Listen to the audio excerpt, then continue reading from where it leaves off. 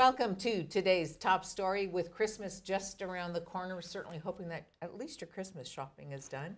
And with regards to thinking about people who maybe aren't as well off as we are, aren't as fortunate as we are, there's some work being done and still some work that has to be done with regards to food insecurity in Northern Ontario. And here to help us understand what that is specifically and why it's an issue is Christine St. Pierre. Christine, good to see you. How are you? Hi, thank you. I'm very good. Good, good. I'm awesome. Thank you very much. So tell me how you're involved with food insecurity in Northern Ontario. I work with Northern Policy Institute. We are the only independent think tank in Northern Ontario. We do research that will eventually go towards building sustainable Northern Ontario communities. So we just put out a commentary. It was one of our past summer placement, Eric Malillo. He wrote a commentary about the food insecurities because we wanted to attack this problem and find out what are we doing right now, what should we do, and what are we actually able to be doing right now as well? Now, were you surprised at any of the information that you received back in the report? Is it as big as an issue as you thought, or did that catch you off guard?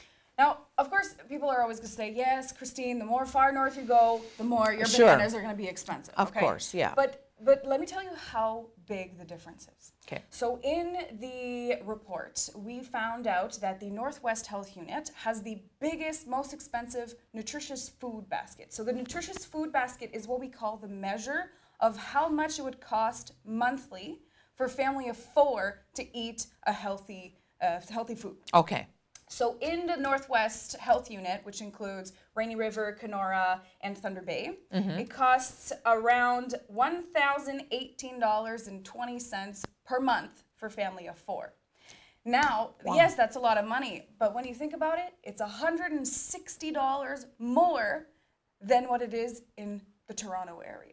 Whoa. So if you do all the calculations, so you do the 160 times 12 months, that's around $2,000 that a family in Northern Ontario has to spend more than a family in Southern Ontario every year. Okay, so is that purely because of isolation issues? So there are multiple factors that can be brought into this. One of them being the minimal infrastructure access, so roads and such like that. There's also a lack of market competition, which means that, that grocery store is going to have the only bananas, and that's the price that they're putting up. And finally, the travel costs as well, bringing it all the way to these remote communities that don't have year-round road access and so on and so forth. And then, of course, those communities are not just isolated, but are less financially stable. Yeah, so we have remote communities, which is the ones that we call that are only fly-ins or winter roads or ice roads, and then we have connected communities, which are the smaller communities that have, less access to things in general compared to the bigger centers and city centers. Yeah. Tell me about the focus on Indigenous peoples with regards to this issue. Is it a majority? Because I think a lot of us are under the impression that that's the case, and we should clear that up if it isn't.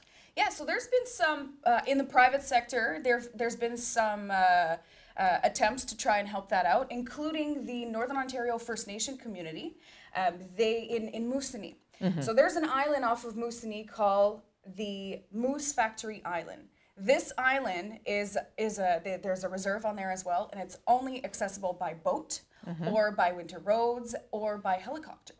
So what the Northern Ontario First Nations company did is they made an arrangement with a drone delivery company in Toronto. No way. Yeah, to deliver some goods and foods and medical products. Seriously? Yeah. So this project has been 2 years into the making, and we're going to see some results coming up. And although the drone can only transport about 11 pounds, this is a great start towards more opportunities with airships and more drone deliveries that we can do a little bit around Northern Ontario and even around Canada and Northern Canada in general. That's so forward thinking. Is it tough to convince people, politicians, to endorse this idea, these ideas? So one of our transportation fellows, Dr. Barry Prentice, he works in Manitoba, and he's been working on airship transportation for a little while now, working with Brazil and stuff like that to do some experiments. And he wrote a commentary about airship transportation for Northern Policy Institute.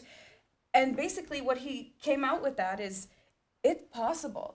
You know, of course, we have to put things in place, and we have to, you know, talk with governments and whatever, whether it's municipal, get some provincial, funding, and get funding. Right. But it is something that's possible for Northern Ontario to start using in, you know, developing and continuing the economic growth of all these communities. I think it's so forward thinking. I think it's awesome. Oh, yeah. Now, you mentioned bananas, just as an example, right? Like, we take it for granted. I mean, even in Sault Ste. Marie, as opposed to Toronto, we find it more expensive, right? Sure. So now when we go to the very north, obviously it's more extreme.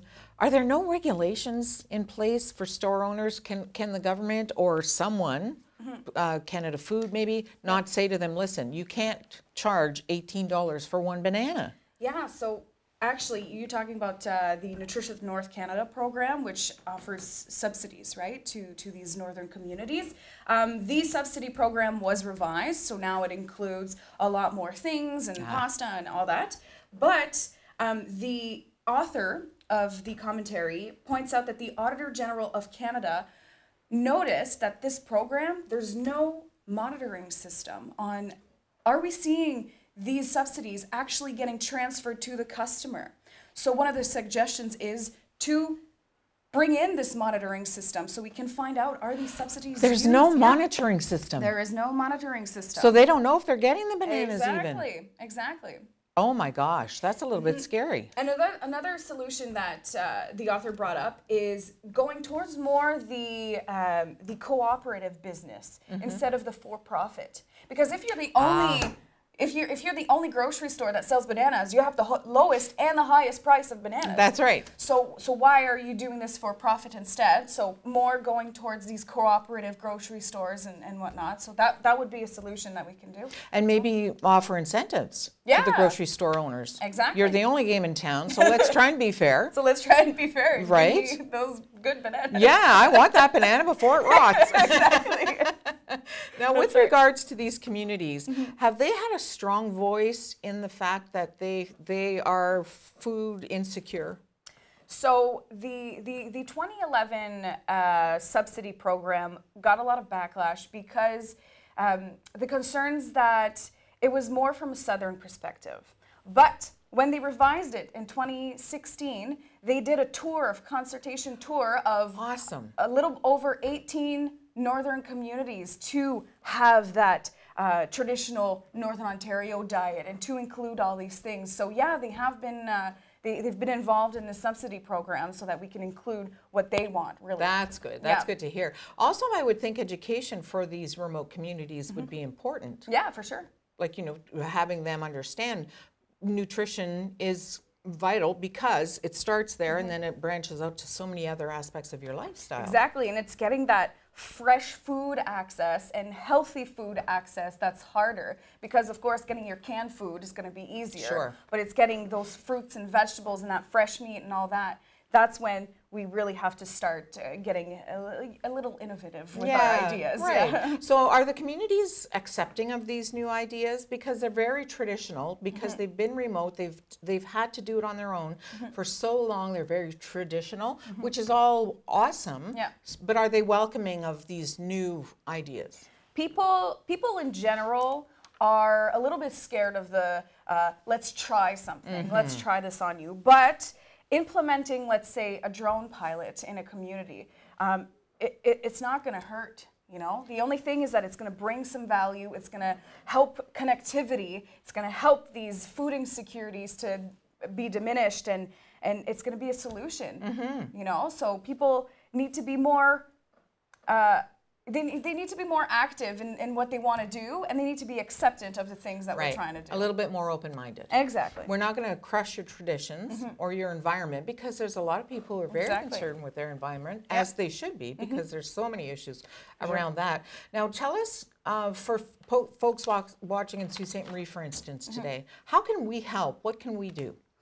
Especially business owners. They can help pushing towards that cooperative business plan, but also helping us push ideas to the government, because we need to have that money. If we want to build road access also to these remote communities, we need to have that support from local, municipal, provincial, and Canada-wide government as well. So we need to have the support of everyone, including the little business owner, including the young little folk in school, including all these things.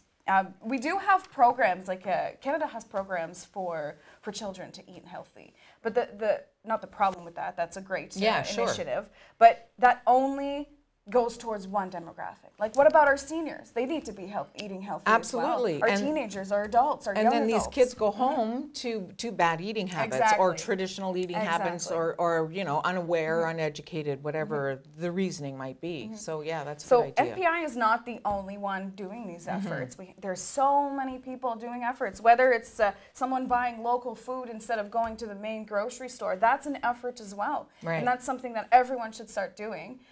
Including governments, including school boards, including everyone. Stay local. There you go. Absolutely. Mm-hmm. Terrific. Such good information, Christine. I really appreciate it. Good. I'm glad you liked it. You know what? Read our commentary. You know what? It's really interesting to learn about it because they're our neighbors and there's so much about them that we don't know. So close yet so far. Right? Yeah. Definitely. Well, thanks so much. Merry Christmas. Thank you. Merry Christmas to you too. We'll be back with the mayor of Sault Ste. Marie, Christian Provenzano, coming up right after this.